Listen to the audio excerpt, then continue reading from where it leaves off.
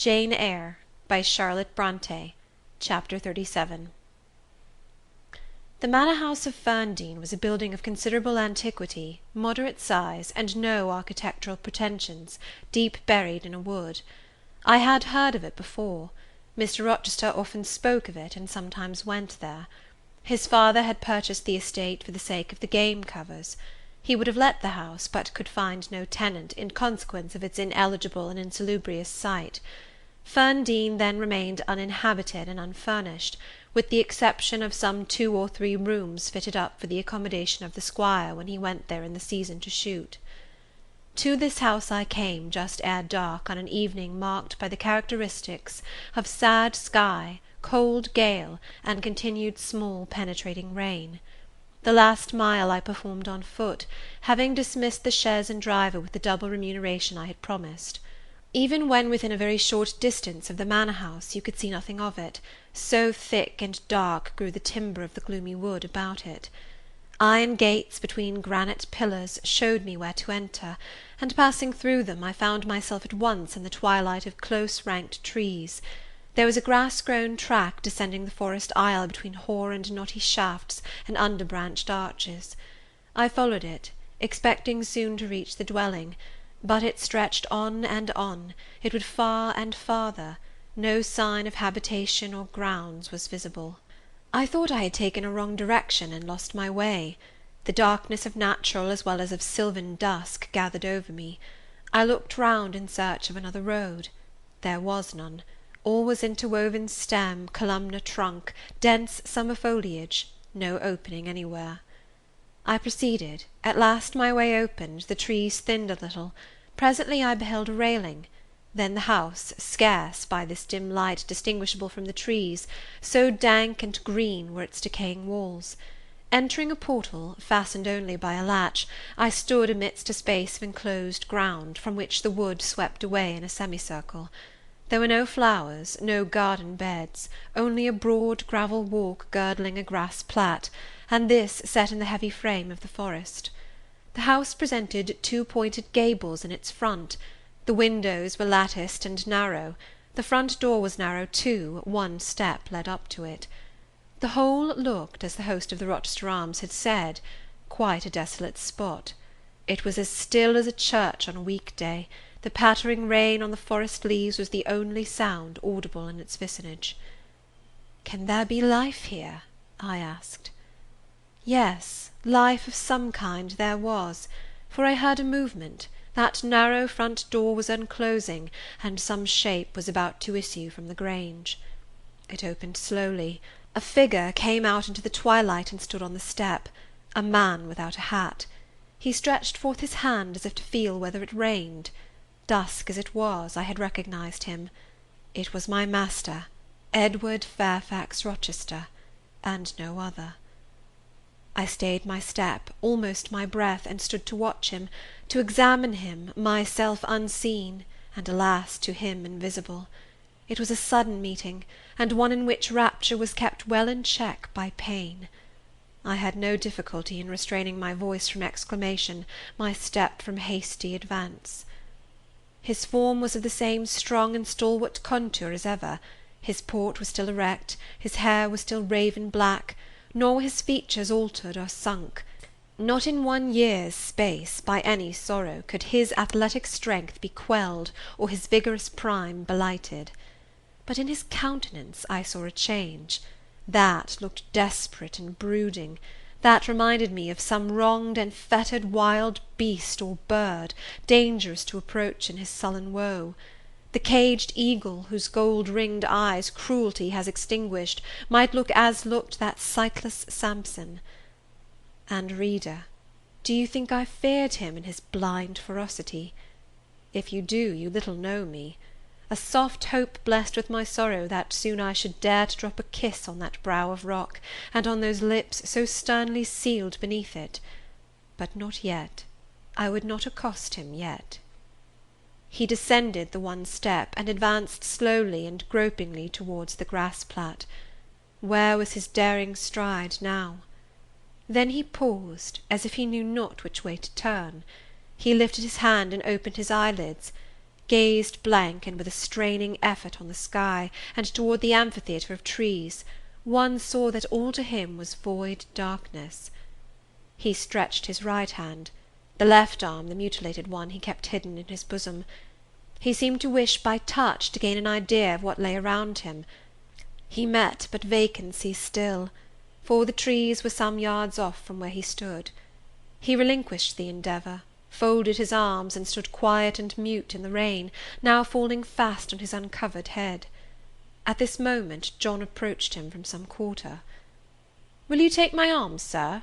he said. "There is a heavy shower coming on. Had you not better go in?" "Let me alone," was the answer. John withdrew without having observed me. Mr. Rochester now tried to walk about. Vainly. All was too uncertain. He groped his way back to the house, and re-entering it, closed the door. I now drew near and knocked. John's wife opened for me. "Mary," I said, "how are you?" She started as if she had seen a ghost. I calmed her.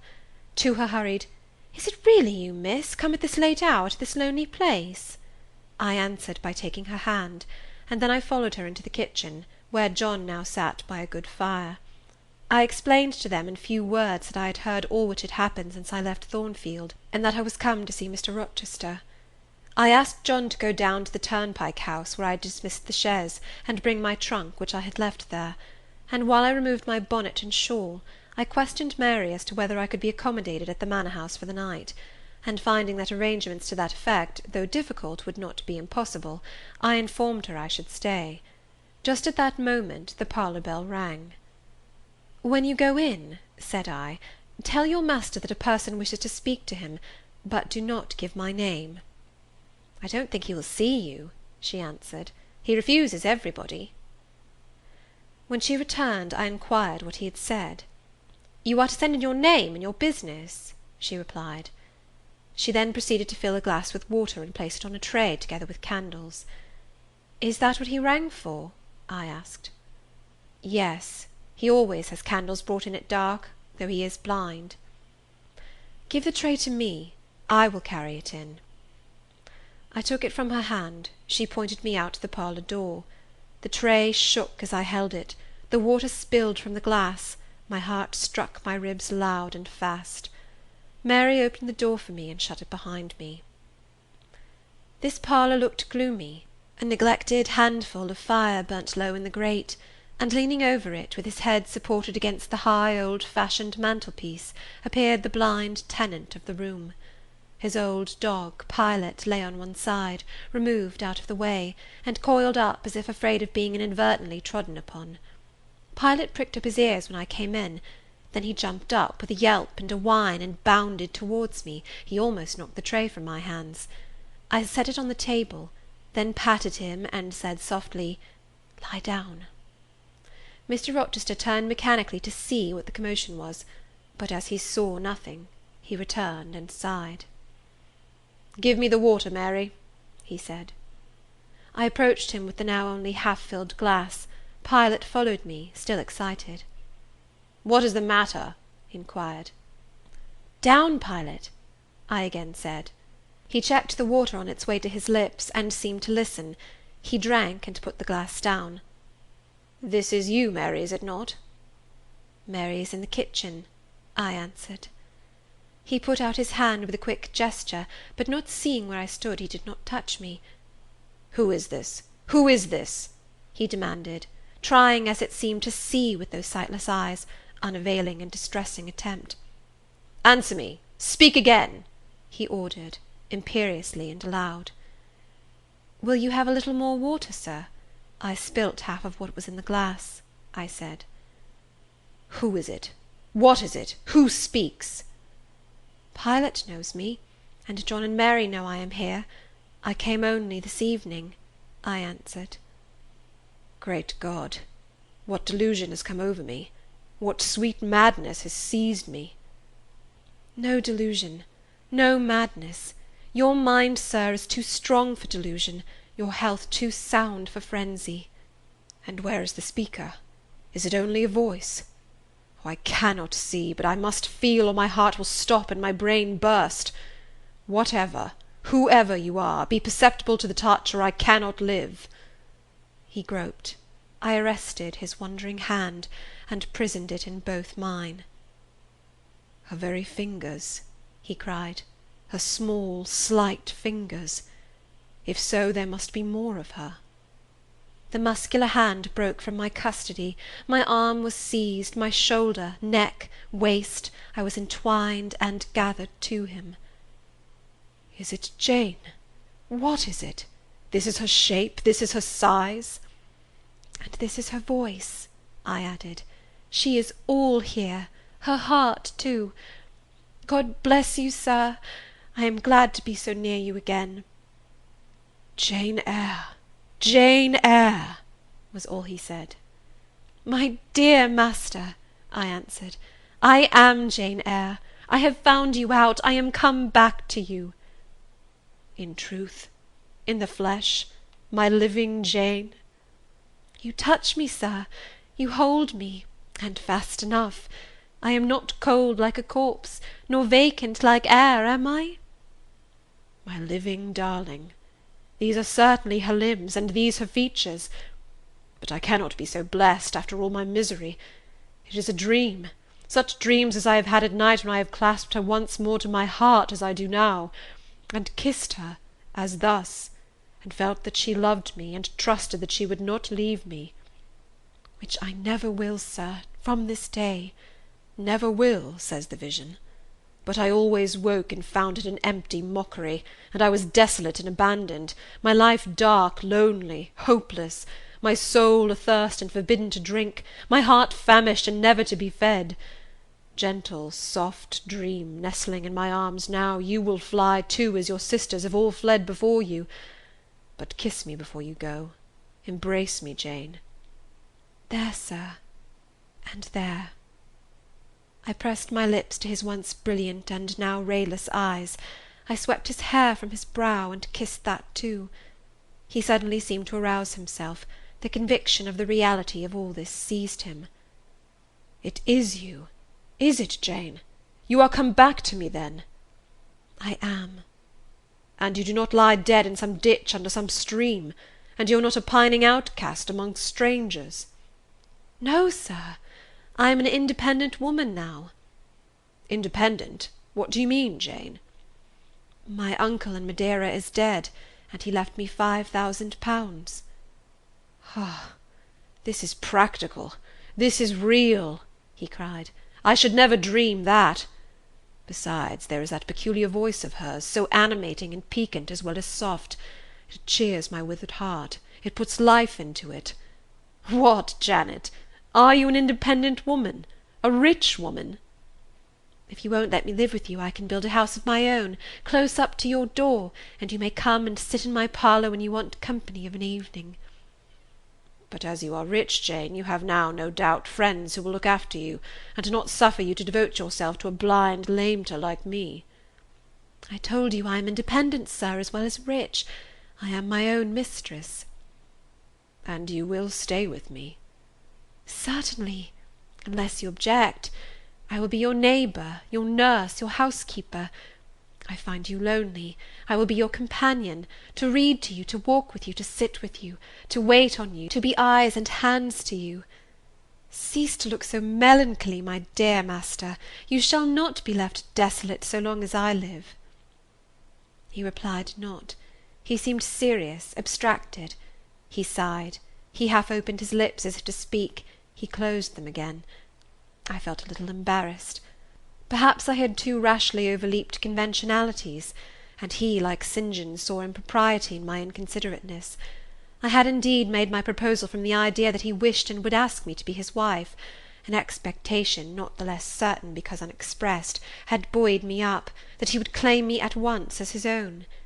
But no hint to that effect escaping him, and his countenance becoming more overcast, I suddenly remembered that I might have been all wrong, and was perhaps playing the fool unwittingly, and I began gently to withdraw myself from his arms, but he eagerly snatched me closer. "No, no, Jane, you must not go. No, I have touched you, heard you, felt the comfort of your presence, the sweetness of your consolation.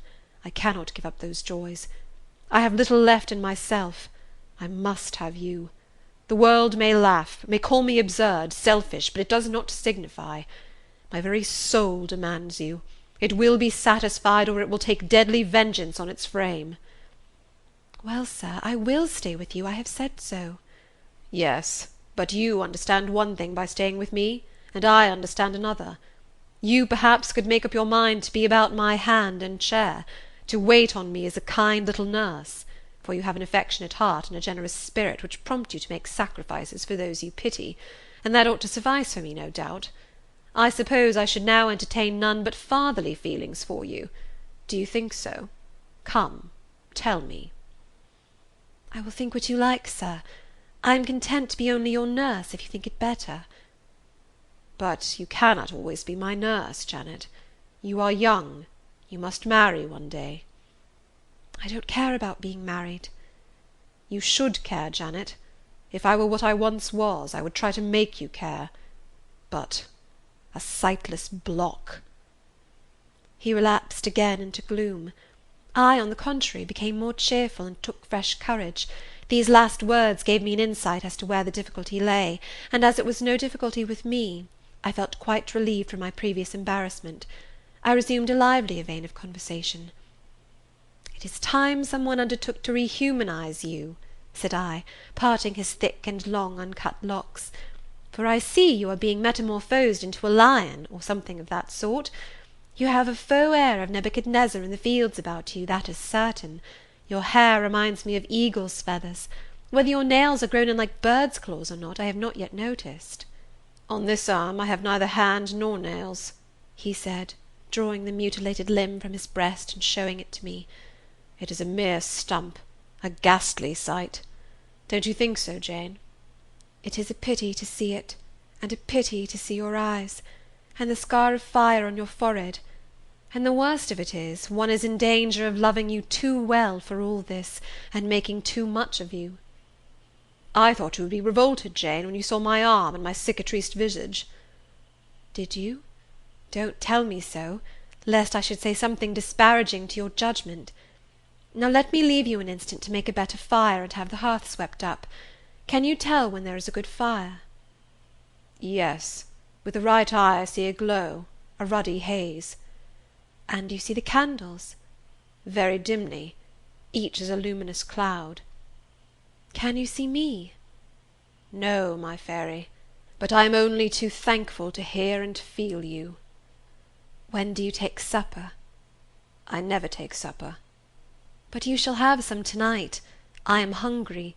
So are you, I dare say, only you forget." Summoning Mary, I soon had the room in a more cheerful order. I prepared him likewise a comfortable repast. My spirits were excited, and with pleasure and ease I talked to him during supper, and for a long time after. There was no harassing restraint, no repressing of glee and vivacity with him, for with him I was perfectly at ease, because I knew I suited him. All I said or did seemed either to console or revive him. Delightful consciousness! It brought to life and light my whole nature. In his presence I thoroughly lived, and he in mine. Blind as he was, smiles played over his face, joy dawned on his forehead, his lineaments softened and warmed. After supper he began to ask me many questions, of where I had been, what I had been doing, how I had found him out. But I gave him only partial replies. It was too late to enter into particulars that night. Besides, I wished to touch no deep thrilling chord, to open no fresh well of emotion in his heart. My sole present aim was to cheer him. Cheered, as I have said, he was, and yet but by fits. If a moment's silence broke the conversation, he would turn restless, touch me, then say, "Jane, you are altogether a human being, Jane? You are certain of that?" "I conscientiously believe so, Mr. Rochester." "Yet how, on this dark and doleful evening, could you so suddenly rise on my lone hearth? I stretched my hand to take a glass of water from a hireling, and it was given me by you. I asked a question, expecting John's wife to answer me, and your voice spoke at my ear." "Because I had come in Mary's stead with the tray." "And there is enchantment in the very hour I am now spending with you.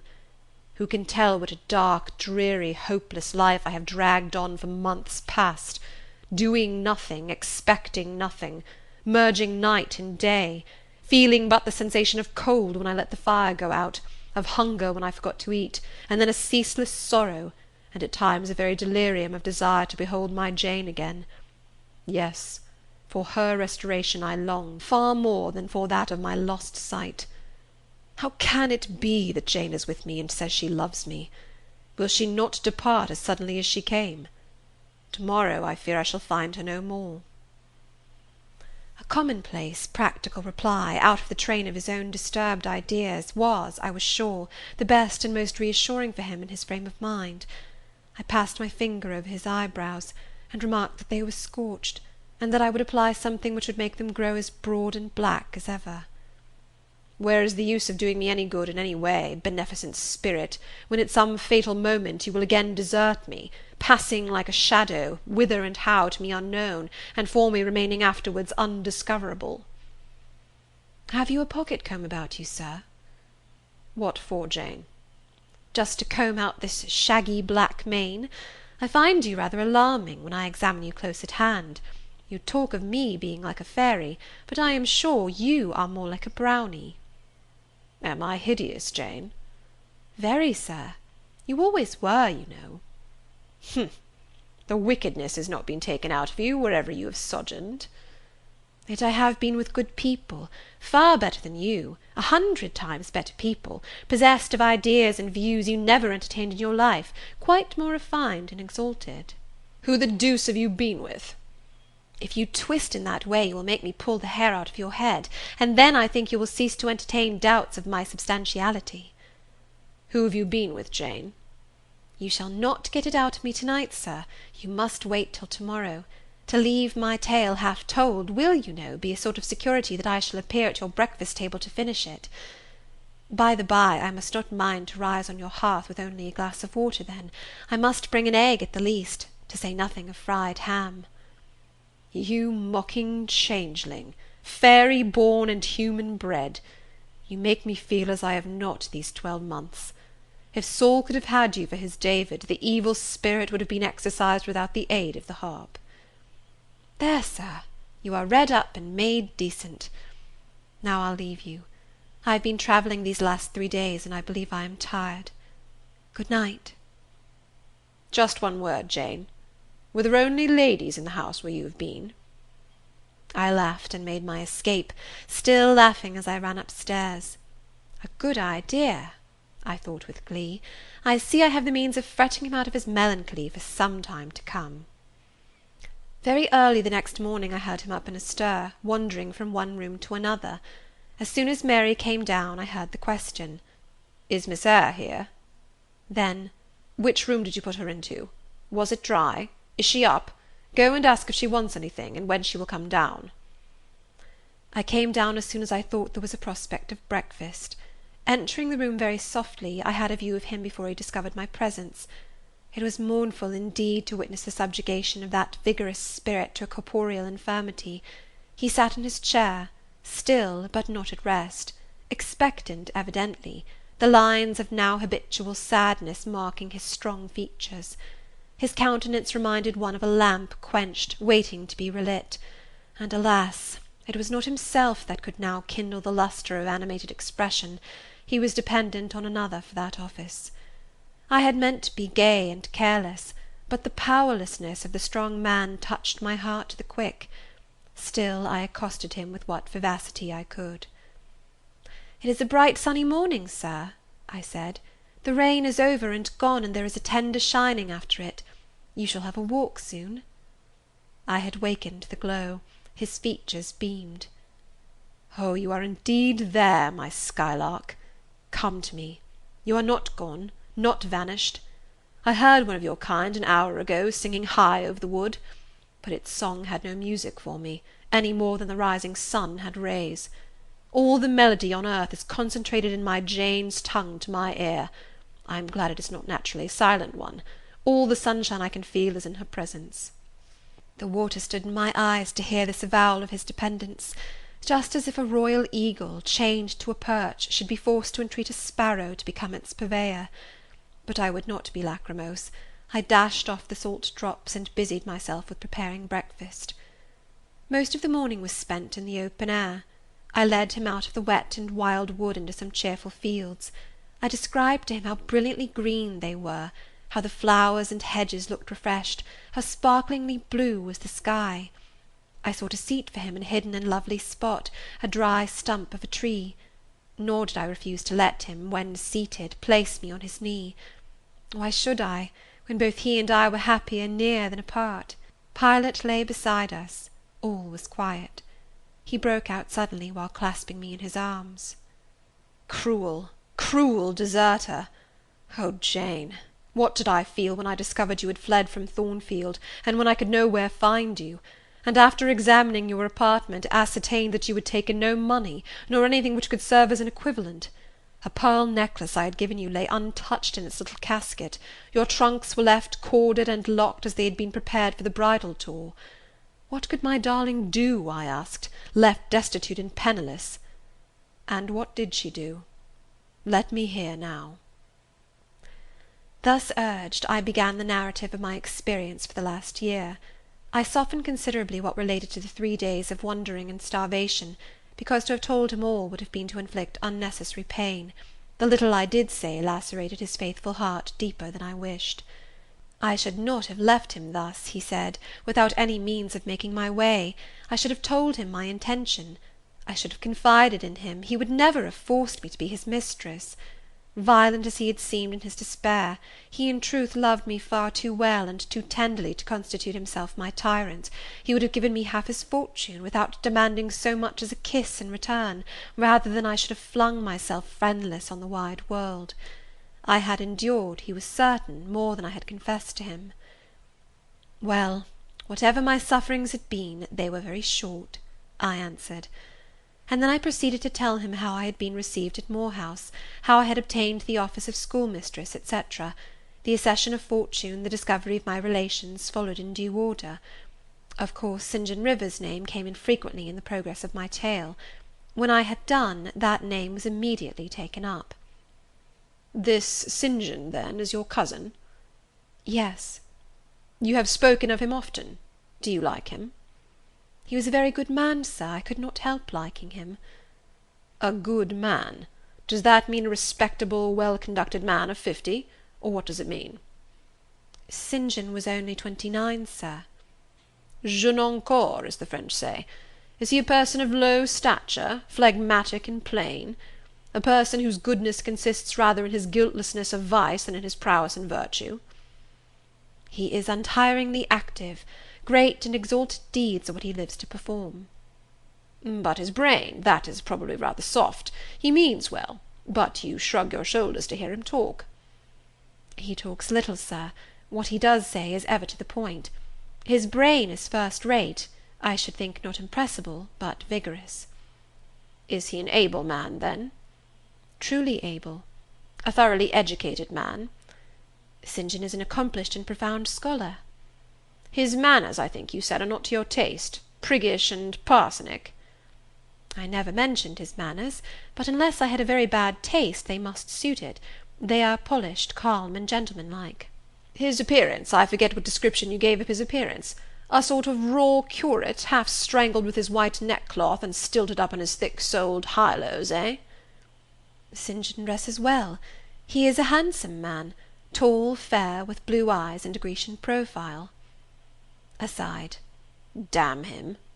To me. "Did you like him, Jane?" "Yes, Mr. Rochester, I liked him, but you asked me that before." I perceived, of course, the drift of my interlocutor. Jealousy had got hold of him. She stung him, but the sting was salutary. It gave him respite from the gnawing fang of melancholy. I would not, therefore, immediately charm the snake. "Perhaps you would not rather sit any longer on my knee, Miss Eyre?" was the next somewhat unexpected observation. "Why not, Mr. Rochester?" "The picture you have just drawn is suggestive of rather a too overwhelming contrast. Your words have delineated very prettily a graceful Apollo. He is present to your imagination, tall, fair, blue-eyed, with a Grecian profile. Your eyes dwell on a Vulcan, A real blacksmith, brown, broad-shouldered, and blind and lame into the bargain." "I never thought of it before, but you certainly are rather like Vulcan, sir." "Well, you can leave me, ma'am, but before you go," and he retained me by a firmer grasp than ever, "you will be pleased just to answer me a question or two." He paused. "What questions, Mr. Rochester?" Then followed this cross-examination. "St. John made you schoolmistress of Morton before he knew you were his cousin?" "Yes." "You would often see him? He would visit the school sometimes?" "Daily." "He would approve of your plans, Jane? I know they would be clever, for you are a talented creature." "He approved of them, yes." "He would discover many things in you he could not have expected to find? Some of your accomplishments are not ordinary." "I don't know about that." "You had a little cottage near the school, you say. Did he ever come to see you?" "Now and then." "Of an evening?" "Once or twice." A pause. "How long did you reside with him and his sisters after the cousinship was discovered?" 5 months. "Did Rivers spend much time with the ladies of his family?" "Yes, the back parlour was both his study and ours. He sat near the window, and we by the table." "Did he study much?" "A good deal." "What?" "Hindostani." "And what did you do meantime?" "I learnt German at first." "Did he teach you?" "He did not understand German." "Did he teach you nothing?" "A little Hindostani." "Rivers taught you Hindostani?" "Yes, sir." "And his sisters also?" "No." "Only you?" "Only me." "Did you ask to learn?" "No." "He wished to teach you?" "Yes." A second pause. "Why did he wish it? Of what use could Hindostani be to you?" "He intended me to go with him to India." "Ah, here I reach the root of the matter. He wanted you to marry him." "He asked me to marry him." "That is a fiction, an impudent invention to vex me." "I beg your pardon, it is the literal truth. He asked me more than once, and was as stiff about urging his point as ever you could be." "Miss Eyre, I repeat it, you can leave me. How often am I to say the same thing? Why do you remain pertinaciously perched on my knee, when I have given you notice to quit?" "Because I am comfortable there." "No, Jane, you are not comfortable there, because your heart is not with me. It is with this cousin, this St. John. Oh, till this moment, I thought my little Jane was all mine. I had a belief she loved me even when she left me. This was an Adam of sweet and much bitter. Long as we have been parted, hot tears as I have wept over our separation, I never thought that while I was mourning her, she was loving another. But it is useless grieving. Jane, leave me. Go and marry Rivers." "Shake me off, then, sir. Push me away, for I'll not leave you of my own accord." "Jane, I ever like your tone of voice. It still renews hope. It sounds so truthful. When I hear it, it carries me back a year. I forget that you have formed a new tie. But I am not a fool. Go." "Where must I go, sir?" "Your own way, with the husband you have chosen." "Who is that?" "You know, this St. John Rivers." "He is not my husband, nor ever will be. He does not love me. I do not love him. He loves, as he can love, and that is not as you love, a beautiful young lady called Rosamond. He wished to marry me only because he thought I should make a suitable missionary's wife, which she would not have done. He is good and great, but severe; and for me cold as an iceberg. He is not like you, sir. I am not happy at his side, nor near him, nor with him. He has no indulgence for me, no fondness. He sees nothing attractive in me, not even youth, only a few useful mental points. Then I must leave you, sir, to go to him." I shuddered involuntarily, and clung instinctively closer to my blind but beloved master. He smiled. "What, Jane? Is this true? Is such really the state of matters between you and Rivers?" "Absolutely, sir. Oh, you need not be jealous. I wanted to tease you a little to make you less sad. I thought anger would be better than grief. But if you wish me to love you, could you but see how much I do love you, you would be proud and content. All my heart is yours, sir. It belongs to you, and with you it would remain, were fate to exile the rest of me from your presence for ever." Again, as he kissed me, painful thoughts darkened his aspect. "My seared vision, my crippled strength," he murmured regretfully. I caressed in order to soothe him. I knew of what he was thinking, and wanted to speak for him, but dared not. As he turned aside his face a minute, I saw a tear slide from under the seared eyelid, and trickle down the manly cheek. My heart swelled. "I am no better than the old lightning-struck chestnut tree in Thornfield orchard," he remarked ere long. "And what right would that ruin have to bid a budding woodbine cover its decay with freshness?"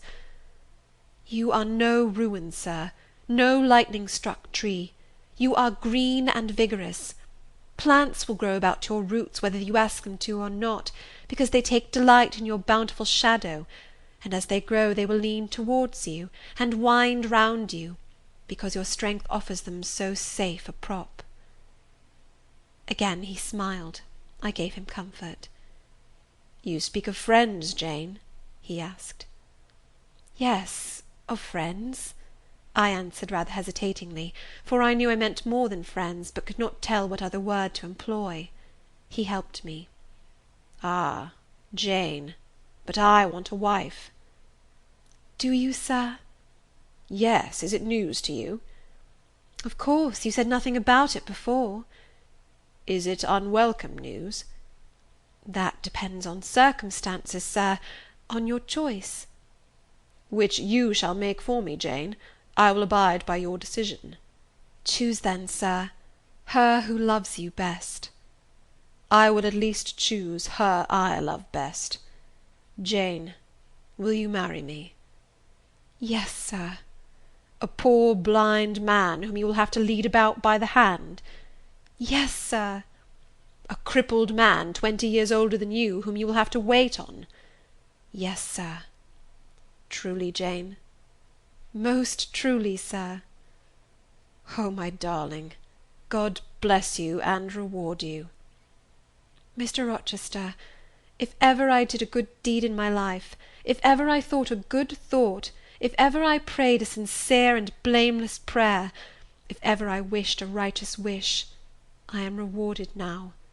To be your wife is for me to be as happy as I can be on earth." "Because you delight in sacrifice?" "Sacrifice? What do I sacrifice? Famine for food, expectation for content.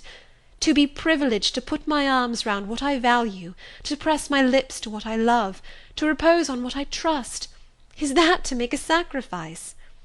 If so, then certainly I delight in sacrifice." "And to bear with my infirmities, Jane, to overlook my deficiencies?"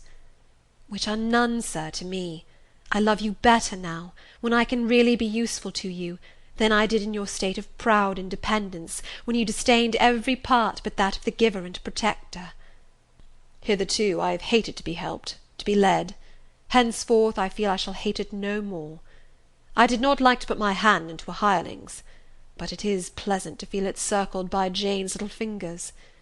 I preferred utter loneliness to the constant attendance of servants, but Jane's soft ministry will be a perpetual joy. Jane suits me. Do I suit her?" "To the finest fibre of my nature, sir." "The case being so, we have nothing in the world to wait for. We must be married instantly." He looked and spoke with eagerness. His old impetuosity was rising. "We must become one flesh without any delay, Jane. There is but the licence to get. Then we marry." "Mr. Rochester, I have just discovered the sun is far declined from its meridian, and Pilot has actually gone home to his dinner. Let me look at your watch." "Fasten it into your girdle, Janet, and keep it henceforward. I have no use for it." "It is nearly 4 o'clock in the afternoon, sir. Don't you feel hungry?" "The 3rd day from this must be our wedding day, Jane. Never mind fine clothes and jewels now, all that is not worth a fillip." "The sun has dried up all the raindrops, sir. The breeze is still. It is quite hot." "Do you know, Jane, I have your little pearl necklace at this moment fastened round my bronze scrag under my cravat. I have worn it since the day I lost my only treasure, as a memento of her." "We will go home through the wood. That will be the shadiest way." He pursued his own thoughts without heeding me. "Jane, you think me, I dare say, an irreligious dog, but my heart swells with gratitude to the beneficent God of this earth just now. He sees not as man sees, but far clearer; judges not as man judges, but far more wisely. I did wrong. I would have sullied my innocent flower, breathed guilt on its purity. The Omnipotent snatched it from me. I, in my stiff-necked rebellion, almost cursed the dispensation. Instead of bending to the decree, I defied it. Divine justice pursued its course. Disasters came thick on me. I was forced to pass through the valley of the shadow of death. His chastisements are mighty, and one smote me which has humbled me forever. You know I was proud of my strength. But what is it now, when I must give it over to foreign guidance as a child does its weakness?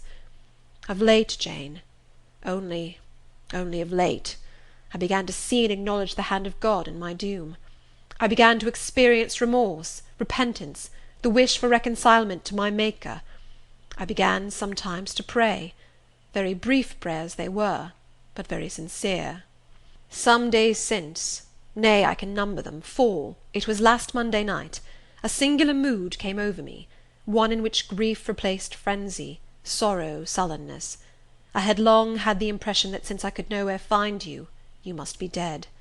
Late that night, perhaps it might be between 11 and 12 o'clock, ere I retired to my dreary rest, I supplicated God, that if it seemed good to him, I might soon be taken from this life, and admitted to that world to come, where there was still hope of rejoining Jane. I was in my own room, and sitting by the window, which was open.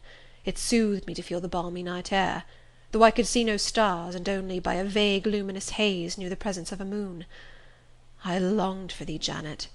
Oh, I longed for thee both with soul and flesh. I asked of God, at once in anguish and humility, if I had not been long enough desolate, afflicted, tormented, and might not soon taste bliss and peace once more. That I merited all I endured, I acknowledged; that I could scarcely endure more, I pleaded; and the Alpha and Omega of my heart's wishes broke involuntarily from my lips the words, "Jane, Jane, Jane!" Did you speak those words aloud? I did, Jane. If any listener had heard me, he would have thought me mad. I pronounced them with such frantic energy. And it was last Monday night, somewhere near midnight? Yes, but the time is of no consequence. What followed is the strange point. You will think me superstitious. Some superstition I have in my blood, and always had. Nevertheless, this is true. True at least it is that I heard what I now relate. As I exclaimed, "Jane, Jane, Jane!" a voice, I cannot tell whence the voice came, but I know whose voice it was, replied, "I am coming. Wait for me," and a moment after went whispering on the wind the words, "Where are you?" I'll tell you, if I can, the idea, the picture these words opened to my mind, yet it is difficult to express what I want to express. Ferndean is buried, as you see, in a heavy wood, where sound falls dull, and dies unreverberating. "Where are you?" seemed spoken amongst mountains, for I heard a hill-sent echo repeat the words. Cooler and fresher at the moment the gale seemed to visit my brow, I could have deemed that in some wild lone scene I and Jane were meeting. In spirit, I believe we must have met. You no doubt were at that hour in unconscious sleep, Jane. Perhaps your soul wandered from its cell to comfort mine, for those were your accents, as certain as I live, they were yours. Reader, it was on Monday night, near midnight, that I too had received the mysterious summons. Those were the very words by which I replied to it. I listened to Mr. Rochester's narrative, but made no disclosure in return. The coincidence struck me as too awful and inexplicable to be communicated or discussed.